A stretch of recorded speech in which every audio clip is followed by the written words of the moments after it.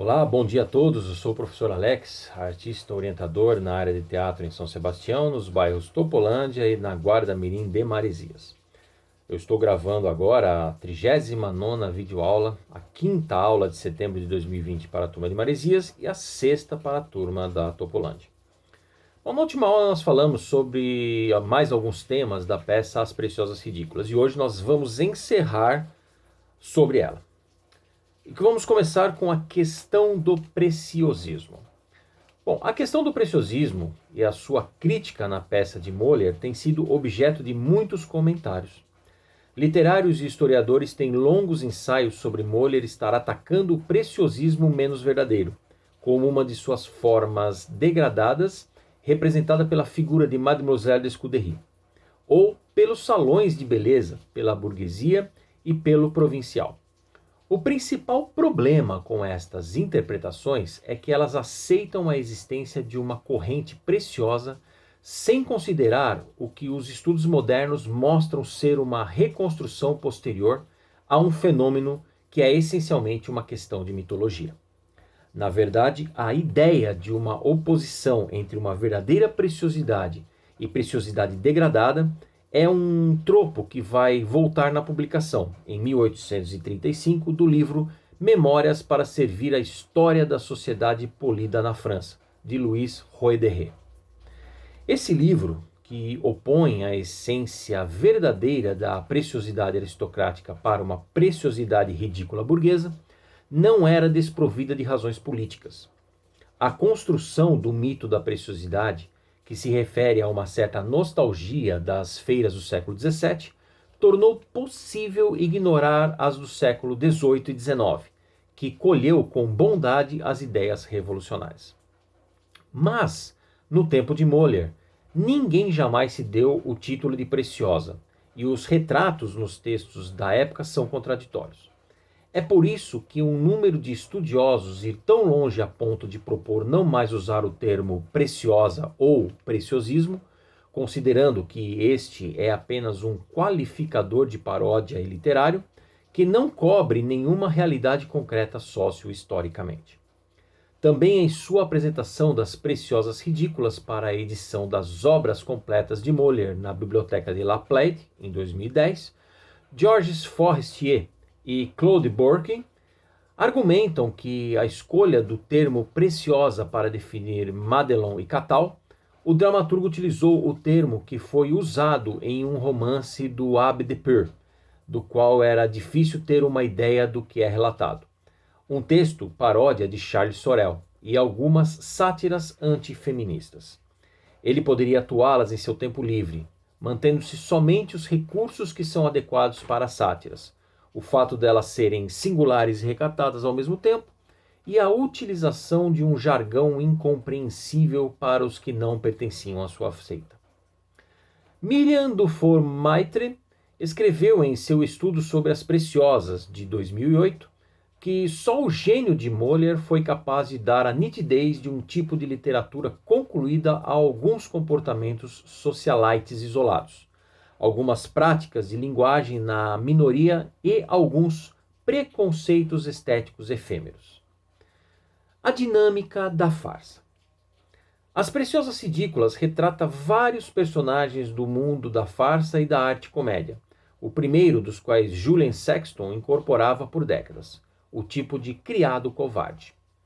Associado com Molière e Mascarille, cujo traje ridiculamente carregado era uma remanescência do teatro de feira, e Gorbius e Lespi, a figura tradicional do velho ridículo, o nome de Gorbius atribuído ao velho homem parece ser uma invenção de Molière, eles recriaram o trio de brincalhões, famoso 30 anos atrás, incorporando ao menos um dos personagens, o equivalente de máscaras da comédia italiana.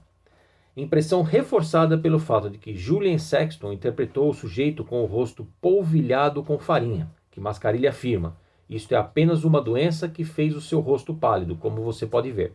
E o significado do nome, Mascarille, que etimologicamente se refere à ideia de uma máscara.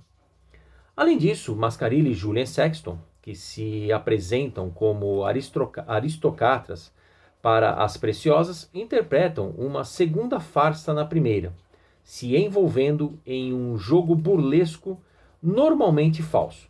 Mascarilli fazendo-a sentir suas lesões e Julian Sexton retirando seus coletes para mostrar suas feridas, antes de ser vítima das tradicionais revelações no final da peça. A dinâmica das farsas em Preciosas Ridículas mascara, de acordo com Bernadette Hayflaut, uma dimensão sombria. Em seu estudo sobre Molière e a farsa, ela explica que a cênica do jogo vertiginoso de Jodelet e Mascarilli e o fato de que ambos são instrumentos de uma vingança por parte dos pretendentes rejeitados, quando, no final da peça, os dois palhaços encontram-se despojados de suas roupas. Eles estão na frente das duas moças da mesma forma, despojados da sua adequação e aclamação.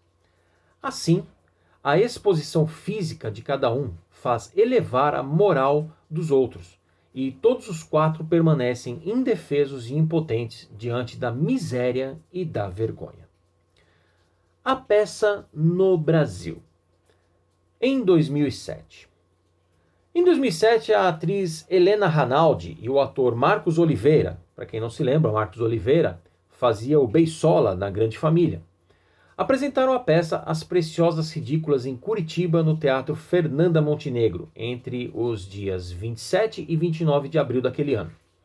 A comédia, que lançou Molière como diretor, reuniu no elenco Helena Ranaldi, Marcos Oliveira, Gláucia Rodrigues, Márcio Ricciardi, Jaqueline Brandão, Rubens Araújo, Roberto Padula, Janaína Prado, André Frase e Marcelo Santana. O clássico texto foi adaptado e traduzido por João Bittencourt com a direção de Cláudio Torres Gonzaga. Ridicularizando as preciosas, o termo preciosa caracteriza, segundo Molière, mulheres preocupadas excessivamente com a aparência e com o vocábulo fino dos salões sofisticados. Nós temos a história de duas moças burguesas, Catarina, interpretada por Gláucia Rodrigues, e Madalena, interpretada por Helena Ranaldi, que vivem imitando as frequentadoras dos salões da capital francesa, mulheres socialmente superiores a elas. Para fingir serem parte da elite, as duas chamam a si mesmas de Polixene e Aminte, e chamam seu criado de Almanzor. Por isso, seus namorados decidem aplicar-lhes uma lição, vestindo seus criados Mascarilli, interpretado por Marcos Oliveira, e Jodelet, interpretado por Márcio Ricciardi, como nobres, mandando-os cortejar as afetadas senhoritas. No final, a farsa é revelada e as donzelas recebem uma lição dos pretendentes originais. A montagem marcou a volta da atriz Helena Ranaldi aos palcos. Seu último trabalho havia sido 7 anos antes, no ano 2000, na peça Bonitinha Mais Ordinária, de Nelson Rodrigues, que foi dirigida por Moacir Góes. Houve uma segunda montagem da peça no ano de 2011. As Preciosas Ridículas estreou no dia 11 de maio no Teatro Glauci Rocha, da Funarte, no Rio de Janeiro, também adaptado e traduzido por João Bittencourt e dirigido por Cláudio Torres Gonzaga. O espetáculo da Companhia Limite 151, do Rio de Janeiro, reuniu os atores Gustavo Ottoni, Jaqueline Brandão e grande elenco. A temporada foi até o dia 21 de julho daquele ano. A Limite 151, companhia artística, formada em 1991 pelos atores Gláucia Rodrigues e Edmundo Lippe, e pelo compositor Wagner Campos, já participou da montagem de outros clássicos, tais como a Comédia dos Erros e o Mercador de Veneza, de Shakespeare, e as Malandragens de Scarpino e o Avarento, de Molière, todas dirigidas por João Bittencourt. O grupo apresentou também uma versão infanto-juvenil de Don Quixote de Cervantes e de muitos outros. Também apresentou no Teatro Glauci Rocha o espetáculo O Santo e a Porca, de Ariano Suassuna. Vocês podem ver que houve 2 montagens desta peça no Brasil. Uma com atores até mais conhecidos, como Helena Ranaldi, e o ator que interpretou o Beisola, Marcos Oliveira. Já a versão de 2011, da Companhia Limite 151, foi montada por atores já não muito conhecidos na TV, porque a gente sabe que televisão acaba fazendo com que os atores sejam mais conhecidos do que o próprio teatro em si. Bom, gente, por hoje nós terminamos. Na próxima aula nós vamos ensinar iniciar a peça Enganos de Scarpim. Uma peça que foi traduzida para o português por Carlos Drummond de Andrade em 1962, com o título As Artimanhas de Scarpino. Um bom dia a todos e até a semana que vem, se Deus quiser. Tchau, tchau.